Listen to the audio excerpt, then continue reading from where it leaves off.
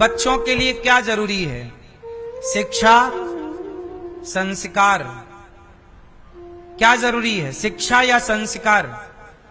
जोर से। क्या? आजकल स्कूलों में क्या है? शिक्षा है। क्या नहीं है? संस्कार। जबकि दोनों होने चाहिए। क्या होना चाहिए स्कूल में? क्यों भैया, स्कूल में क्या होना चाहिए? मैया, स्कूल में दोनों होना चाहिए। आप अपने बेटे को स्कूल भेजती हो इसलिए ना कि वो बड़ा होकर आपको गिलास भर पानी देगा, आपका सम्मान करेगा, आपकी इज्जत करेगा, आपसे थोड़ा सलीके से बात करेगा। लेकिन आजकल पढ़ लिख के लड़का जब आता है तो अपने माँ को माँ नहीं समझता, बाप को बाप नहीं समझता, वो माँ बाप की इज्जत करना भूल जाता है।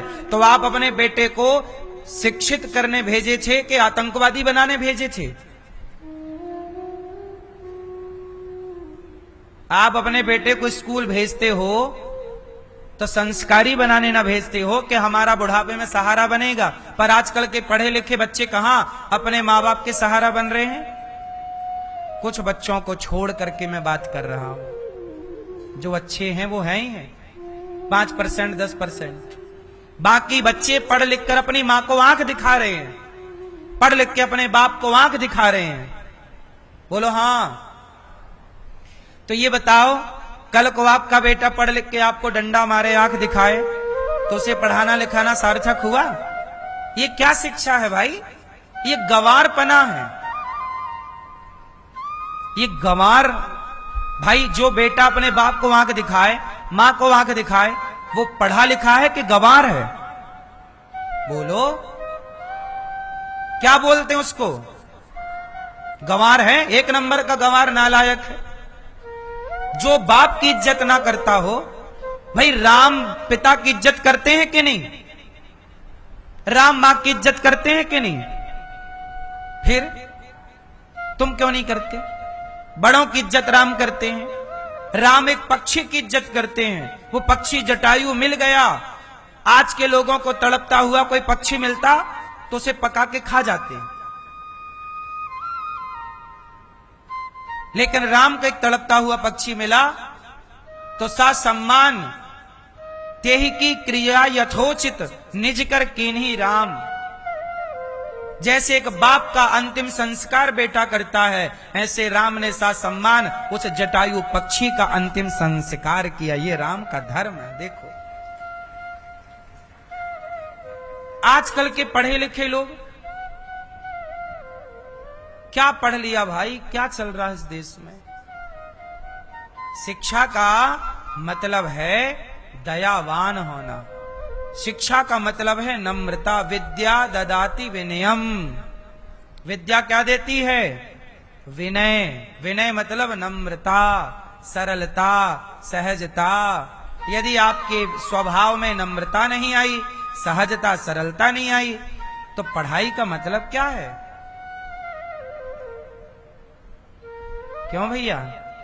मैया, इसलिए शिक्षा कैसी हो? शिक्षा संस्कारों से भरी हो। इसलिए सरकार के बस का नहीं है। अब सरकार को जो करना था कर लिया, पढ़ा रही है सरकार अपने हिसाब से। आजकल बच्चे पढ़ रहे हैं, मां से मछली पढ़ रहे हैं, गा से गधा पढ़ रहे हैं। सरकार इतना ही कर सकती है बेचारी। आजकल के बच्चे गा से क्या पढ़ते हैं? गधा। गा से गणेश नहीं पढ़ते, क्योंकि गणेश पढ़ेंगे तो गणेश जैसे संस्कार आएंगे। वो अपने माँ बाप की परिक्रमा लगाते हैं। आजकल गधों की जरूरत है, गणेश की जरूरत नहीं है। हमारे देश का सबसे बड़ा, अच्छा बताइए, हमारे देश की सबसे बड़े ज्ञान क्या है? वेद हमारा ज्ञान है, गीता हमारा ज्ञान है। बोलो हाँ। हमारे भारत में सबसे ऊंचा ज्ञान क्या है? गीता। सबसे ऊंचा ज्ञान क्या है? बोलो मेरी मां। गीता सबसे ऊंचा ज्ञान, वेद सबसे ऊंचा ज्ञान। लेकिन आजकल के बच्चे वेद पढ़ रहे हैं, गीता पढ़ रहे हैं, रामायण पढ़ रहे हैं, नहीं पढ़ रहे हैं। क्यों? सरकार क्यों नहीं पढ़ा रही है? मेरा सवाल सरकार से है। सरकार क्यों नहीं पढ़ा रही है बच्चों को? मातृदेवो भव, पितृदेवो भव, अतिथि देवो भव, आचार्य देवो भव। क्या ये सेंटेंस पढ़ाने योग्य नहीं है बच्चों को? ये वेद का वचन है। वेद कहते हैं मातृदेवो भव। क्या कहते हैं? बोलो, बताओ, क्या ये 4 वाक्य नहीं पढ़ाने चाहिए स्कूल में? जोर से। क्या कर्मण्येवाधिकारस्ते मां फलेषु कदाचन का ये श्लोक, क्या इनके अर्थ स्कूलों में नहीं पढ़ाने चाहिए बच्चों को? गीता के कुछ विशेष श्लोक निकाल लो जिनमें बहुत ज्ञान है, वो सारे श्लोक एक छोटा सा सिलेबस बना लो और वो स्कूल में पढ़ाओ बच्चों को। क्यों जी, बात सही है कि गलत है? क्या घटेगा? बच्चा हिंदू का हो या मुसलमान का, संस्कार तो सबको चाहिए ना। बूढ़ी माँ को पानी तो सबको, हर हिंदू बेटा हो या मुस्लिम बेटा हो, उसकी माँ पानी मांगेगी तो देना हर बेटे का धर्म है। तो संस्कार तो सबके लिए है, हिंदू हो या मुस्लिम, सबको पढ़ाओ। मातृदेवो भव, पितृदेवो भव। दया धर्म का मूल है, पढ़ाओ। हमारे वेदों पुराणों में कितनी बढ़िया बातें हैं, उन्हें निकाल लो और वो पढ़ाया करो बच्चों को। उतना भी पढ़ लेंगे तो उनका भला होगा, बच्चों का, उनके भीतर संस्कार जागेंगे। पर कुछ भी नहीं पढ़ रहे हैं बच्चे स्कूल में। एक भी श्लोक गीता का पढ़ाया जा रहा हो तो बताइए। आप लोग कक्षा 1 से लेके पूरा PhD कर लेते हैं, लेकिन आपको पूरे सिलेबस में कहीं कक्षा 1 से लेके पूरे फाइनल ग्रेजुएशन करने के बाद एक श्लोक नहीं पढ़ाया जाता गीता का। बताइए, ये दुर्भाग्य नहीं है इस देश का? बोलो, क्या गीता की बिल्कुल जरूरत नहीं है? अरे गीता की जरूरत किसे है? गीता किसे बताई? अर्जुन मैदान छोड़ के भाग रहे थे, बोले मैं नहीं लड़ूंगा। जो व्यक्ति अपना कर्म भूल जाता है, जो व्यक्ति अपना फर्ज भूल जाता है, ऐसों को ना गीता सुनाई गई। आज के लड़के ये कर्तव्य भूल गए, फर्ज भूल गए। इन्हें गीता पढ़ाई जाती तो ये अपने कर्तव्य पर रहते, अपने धर्म पर रहते, ये बलात्कारी ना बनते। आज के लड़के बलात्कारी हो गए, सब नहीं, जरा जो भी है उनके लिए। क्यों हो गए? आज मैंने एक वीडियो देखी न्यूज पर, एक मोबाइल पर, कि एक लड़का अपनी प्रेमिका को हॉस्पिटल में, वो अपनी प्रेमिका की गर्दन पे वो चला रहा था चाकू। सारे डॉक्टर वहां हॉस्पिटल वाले वीडियो बना रहे हैं, पर उस लड़की की जान किसी ने नहीं बताई। उसने गला काट दिया सबके सामने। प्यार करता रहा होगा उस लड़की से, उसने मना कर दिया होगा, उसने गला काट दिया उसका। खुलेआम मर्डर किया, खून बहाया। जरा भी दया नहीं आई कि इंसान को मुर्गी की तरह गर्दन काटी जा रही है। क्या पढ़ा रहा है, पढ़ रहे हैं ये संसार? कल आपकी गर्दन कोई काट दे, उससे जरा दया ना आए? क्या ये दया का पाठ स्कूल में नहीं पढ़ाना चाहिए कि बेटा दया क्या होती है, करुणा क्या होती है?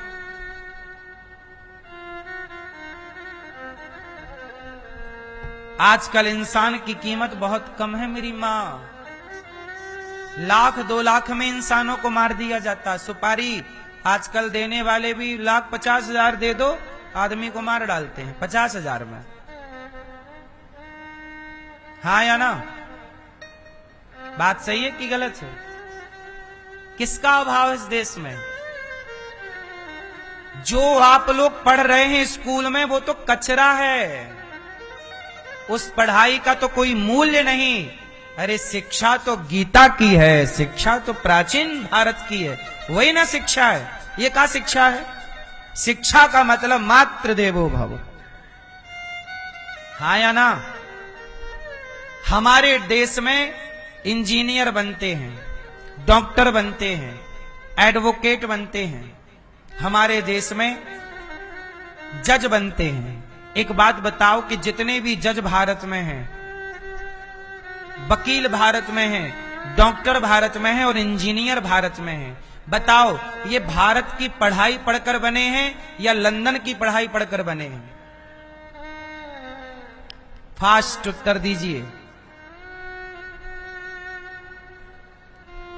आज भारत में जो पढ़ाई पढ़ाई जाती है वो भारतीय पढ़ाई है कि अंग्रेजों की पढ़ाई है? बोलो जोर से। भारत की पढ़ाई नहीं है साहब। हमारे देश में शिक्षा प्रणाली लागू की थी मैकाले ने। किसने लागू की? मैकाले ने जो प्रणाली बनाई आज भी वही हमारे देश में पढ़ाया जाता है। हम कहते हैं अंग्रेज चले गए तो अंग्रेज की पढ़ाई शिक्षा क्यों नहीं गई? अब पूरी वो प्राचीन शिक्षा जो अंग्रेजों ने लागू की उसे खत्म किया जाए और जो प्राचीन हमारे ऋषि मुनियों के द्वारा जो शिक्षा क्रम था भारत का वो ना लागू किया जाना चाहिए इस देश में। हम लोग क्या पढ़ते हैं? अकबर महान था। काहे महान था भैया? आप यही पढ़ रहे हैं कि अकबर महान था, बाबर महान था। शिक्षा सबसे गलत शिक्षा आज बच्चों को पढ़ाई जाती है। शिक्षा का अर्थ है संस्कार। हमारे देश में चलो बताओ क्या हमारे भारत में गणित नहीं है? चलो बताओ भारत की गणित का नाम बताओ।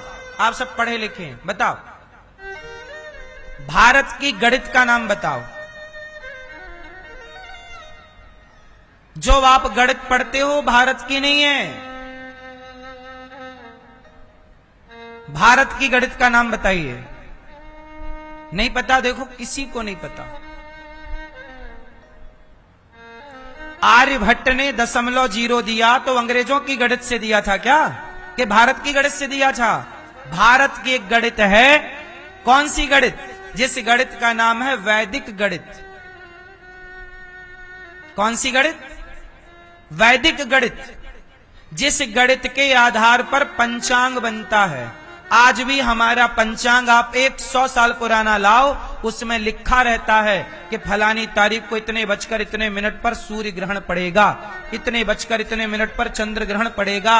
जब सैटेलाइट का जमाना नहीं था तब भी हम चंद्रमा और सूर्य की गति जानते थे, तब ना ग्रहण का पूरा विश्लेषण करके देते थे।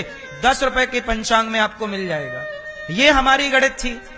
जब सैटेलाइट नहीं थी दुनिया के पास तब हम जानते थे कि चंद्र ग्रहण कब पड़ेगा, सूर्य ग्रहण।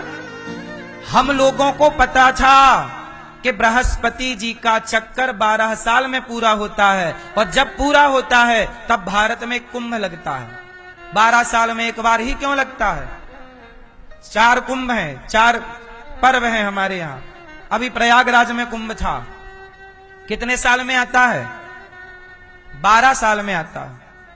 12 साल में क्यों आता है? क्योंकि बृहस्पति का एक चक्कर लगभग 12 वर्ष का होता है। ये विज्ञान कह रहा। विज्ञान को ये आज पता चला। हमारे ऋषि मुनि हजारों साल से जानते थे। यही है वैदिक गणित। ये पढ़ाना चाहिए। ये पढ़ते बच्चे तुम्हारी खोपड़ी सबसे आगे होती। जापान के लोग यही गणित पढ़ते हैं। पर अब कौन समझाए इतनी सी बात? किसे समझाएं हम?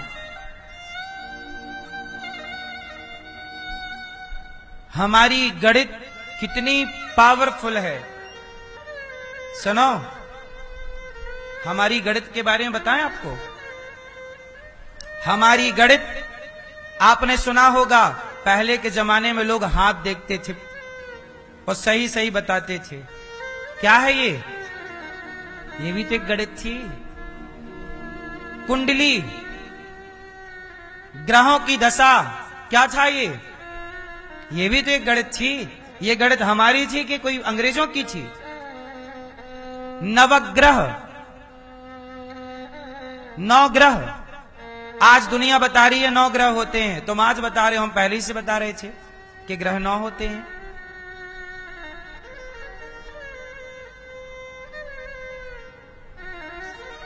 ठीक है। इसलिए मेरी मां एक ये दास अनिरुद्ध सरकार के भरोसे अब ना होगा। आपको जो करना था आपने कर लिया। अब आपका भाई ये दास अनिरुद्ध, मैंने सोचा है कि मैं एक स्कूल बनाऊंगा जहां सीबीएसई बोर्ड होगा, कक्षा 1 से लेकर 12वीं तक जो सरकार अपना सिलेबस दे रही है वो तो मैं पढ़ाऊंगा, लेकिन मैं अपना एक छोटा और सिलेबस बनाऊंगा जिसमें शिक्षा के साथ संस्कार होंगे बच्चों के लिए। मैं एक स्कूल बनाकर इस देश को समर्पित करना चाहता हूं, ऐसा जो बदलाव की नींव रखेगा, जो बदलाव की नींव रखेगा। और मैं बदल के दिखाऊंगा कि देखो शिक्षा, हम डॉक्टर भी बनाए, इंजीनियर भी बनाए, एडवोकेट भी बनाए, पर पहले उनको संस्कारी बनाए। डॉक्टर ऐसा हो जो मुर्दे को भर्ती ना करता हो, इंजीनियर ऐसा हो जो ईमानदारी से काम करता हो, वकील ऐसा हो जो बलात्कारियों का केस न लड़ता हो, सत्य को जिताने वाला हो। पैसे के लिए क्या तुम बलात्कारियों को जिता दोगे? और आज यही होता है अदालतों में। अच्छा वकील कर लिया यदि, तो वो गलत आदमी भी जीत जाएगा। मतलब वो अपनी विद्या का क्या कर रहा है? बोलो। मैं आपसे कहता हूं कि पहले ईमानदार लोग चाहिए, जो पैसों में बिके ना। ये देश वो लोग नहीं संभाल सकते जो बिक जाते हैं। माता सीता को लोभ दिया रावण ने। सीता एक काम कर, ये पूरा लंका तेरा, सोने का की नगरी तेरी, मंदोदरी तेरे कपड़े धोएगी, दासियां दास दासियों की कमी नहीं है, तो मेरी पत्नी बनना स्वीकार कर ले। इतना प्रलोभन दिया रावण ने सीता मैया को। क्या सीता मैया ने वनवास में रहने वाले अपने पति, निर्धन पति को, जिनके पास पांव में चप्पल ना हो, भगवान राम के ऐसे पति को क्या सीता मां ने छोड़ा रावण की लंका के लिए? जरा सोचिए कि आज की कोई स्त्री होती और इतना लोभ मिलता तो बताइए। आजकल कुछ स्त्रियां तो ऐसी हैं जो थोड़े से पैसे के लिए पति को ही निपटवा देती हैं। कुछ स्त्रियां। आज के जमाने में रावण होता तो आजकल तो कुछ स्त्रियां फोन लगा के रावण को बुलाती, रावण आओ हमें चुरा के ले चलो।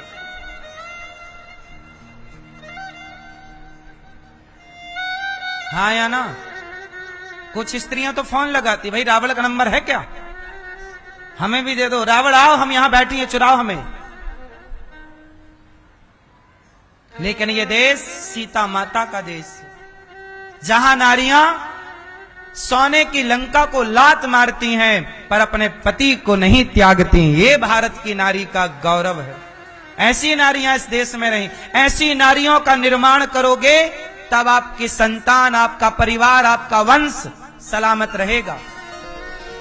इन स्त्रियों से सलामत ना रहेगा जो हनीमून के बहाने ले जाके खून करा दें। बोलो हाँ। आप अपने बेटे के लिए कैसी पत्नी चाहते हैं, कैसी बहू चाहते हैं?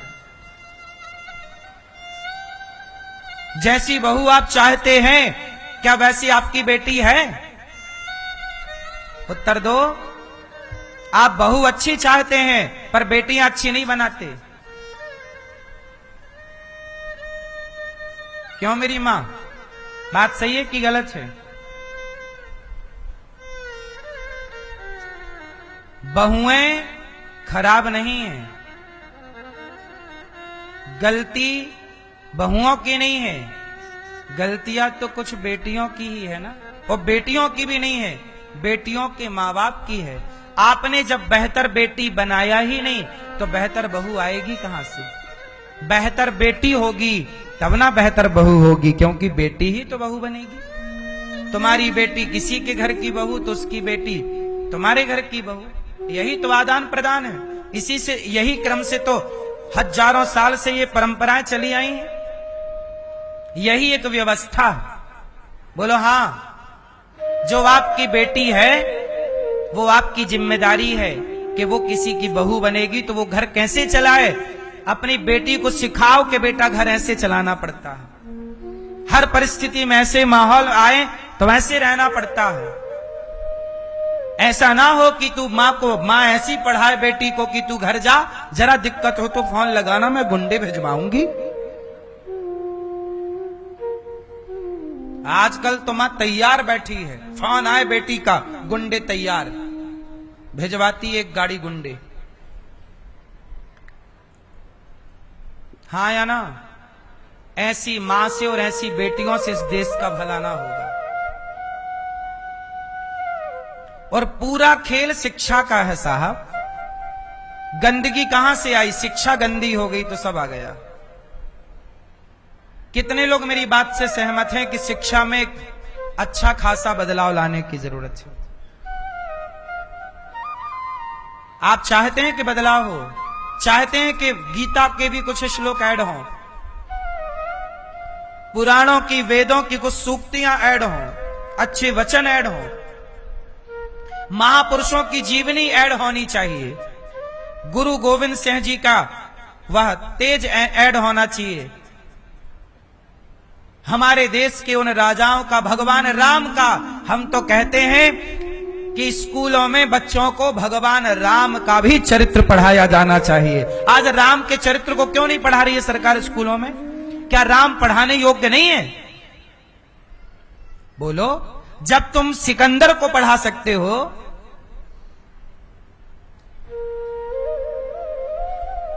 सिकंदर को पढ़ा सकते हो, बाबर को पढ़ा सकते हो, तो राम को क्यों नहीं पढ़ा सकते?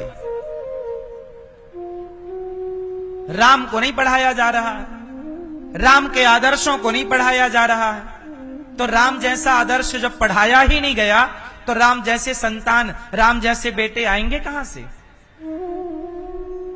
इसलिए ये दास अनिरुद्ध है कि स्कूल बनाना चाहता है, आप सहयोग करें तो एक ऐसा स्कूल बनाकर मैं इस देश को समर्पित करूं जहां सरकारी गाइडलाइन इंग्लिश मीडियम तो होगा, ये तो बहुत बड़ी बातें नहीं है, पर संस्कार कैसा है?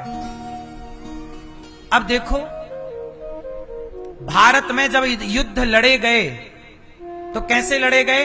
धोती कुर्ता पहन के। और आप लोग आजकल बच्चे स्कूल जाते हैं टाई बेल्ट बैच लगा के। ये बताओ, ये टाई तुम भारत के लोग काहे लगाते हो? ये टाई तो उन देशों के लिए बनाई गई थी जो बहुत सर्दी वाले देश हैं, जहां बर्फ जमती है, जिनकी नाक टपकती रहती है, तो ये पहुंचने के लिए बनाया था कि नाक टपके तो पहुंच लो। गले में एक रुमाल बांध दिया था मां ने, जैसे छोटे बच्चे का नहीं गले में मां रुमाल बांध देती है। अब तुम्हारी कहां नाक बह रही है इतने जून के महीने में, जुलाई में? जबरदस्ती टाई बांधे घूम रहे हैं, पट्टा बांधे। अरे कोट, विदेशों में क्या सर्दी ज्यादा पड़ती है मैया? 12 महीना सर्दी पड़ती है, तो जहां सर्दी पड़ती है वहां मोटा कपड़ा पहना जाता है, इसलिए कोट मोटा होता है। तो वो कोट टाई वहां का फैशन है, क्योंकि वहां की रिक्वायरमेंट है, जरूरत है। भारत में कहां भैया इतनी गर्मी पड़ती है कि तुम काला कोट पहन के गर्मियों में घूमो। अब भारत में भी काला कोट गर्मियों में पहन के घूम रहे हैं, बताओ। भारत का पहनावा क्या था? चलो बताओ। झांसी की रानी युद्ध लड़ी थी तो क्या पहन के लड़ी थी? क्या पहनावा था उस समय? बोलो। महाराणा प्रताप युद्ध लड़े थे तो टाई लगा के लड़े थे, शिवाजी लड़े थे तो टाई लगा के लड़े थे। क्या बताएं, इस आजाद हिंदुस्तान में भारत का पहनावा तक नहीं है। इस देश में आज भारत के लोगों के पास भारतीय पहनावा तक नहीं है। आज पूछिए किसी लड़के से कि भैया भारतीय पहनावा क्या है, बताओ, वो बता ना पाएगा।